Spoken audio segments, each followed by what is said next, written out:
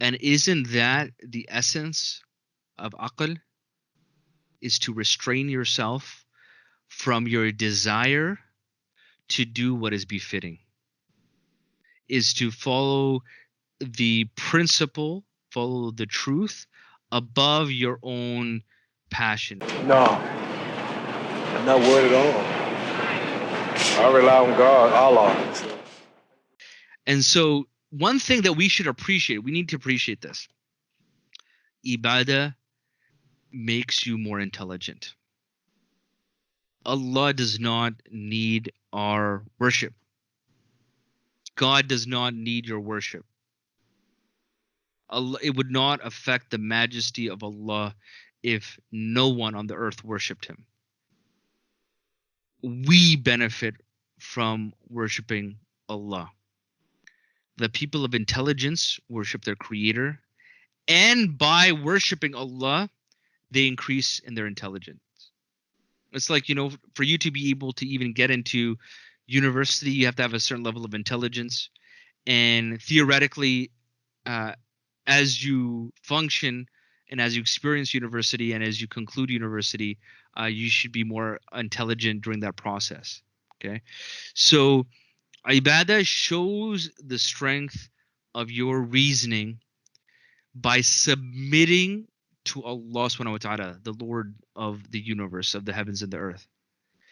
And that you submit to it above what your desires, your hawa tells you. Okay. So now when we look at different ayat in the Quran, we understand how beneficial it is and how a reflection of our intelligence it is by worshiping Allah, by following what Allah has commanded us to, which is worshiping Allah. So for example, in Surah Al-Ankabut, so chapter 29, ayah 45 in the Quran, Allah says, verily the salah prohibits immorality and wrongdoing. So it protects you from immorality and wrongdoing. In Surah Al-Baqarah, as we had mentioned in some of the earlier podcasts, ayah 183, fasting makes you لَعَلَّكُمْ تَتَّقُونَ, makes you righteous. Now, why particularly? Like, let's get back to the title. How does fasting improve your intelligence? How does fasting improve your intelligence? Okay, worshiping Allah shows that you have intelligence. How is fasting specifically something that improves your intelligence? Now, again, fasting is an experiential teaching, right? So until you experience fasting, you really don't know fasting. Okay, so it's experiential learning. Fasting, you can't learn about fasting in a book.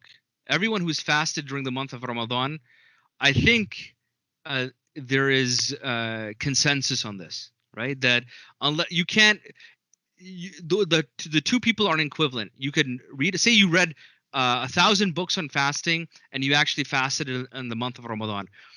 Are those two equivalent in their knowledge of fasting? Yes or no? Are they? No. Of course, they're not equivalent in the knowledge of fasting. So it's an experiential learning. Okay. Similarly, like when you're young, when you touch something hot or a hot stove or a fire flame for the first time, you understand. Okay, yeah, that burns. Flame, hot, hurts. Experiential learning. Okay. That is far more ingrained in you than reading about it, because a kid could read about it but still might not understand the danger of putting their hand in a flame. Okay. Now, fasting during the month of Ramadan is experiential learning. What is one of the experiential learning lessons that we get to know during this month is imsak, self-restraint for a whole month. Is you have a desire to eat, you have a desire, if you're married, to be with your wife and things like that, but you restrain yourself from food, from drink, from those types of relationships for an entire month. And isn't that the essence of aql? is to restrain yourself from your desire to do what is befitting, is to follow the principle, follow the truth above your own passion, above your own hawa, to do something. Okay? And so we know that is the deeper meaning of fasting, is to restrain yourself, is to restrain not only from eating, but restraining your tongue. As we mentioned before, that Allah does not need, as per the hadith in Bukhari by our Rasul Sallallahu Alaihi Wasallam, if one doesn't give up false speech and acting according to it, then Allah does not need of that person giving up their food and drink. And we mentioned again that the earliest Muslims would say that the easiest part of fasting is giving up your food and drink. And we mentioned that perhaps a fasting person, in another hadith, that perhaps a fasting person gets nothing of his fast except hunger. And perhaps the praying person at night during Ramadan gets nothing from his standing prayer except sleepiness. So fasting, understand that imsak should make you more intelligent. It should give you a higher sense of intelligence. You should be a fasting person shouldn't be like a person who like binge eats now. A fasting person shouldn't be somebody who is going to be loose-lipped in terms of degrading a fellow Muslim, or to degrade anyone for that matter. Okay? So a fasting person is going to have much more control over their limbs, what they do.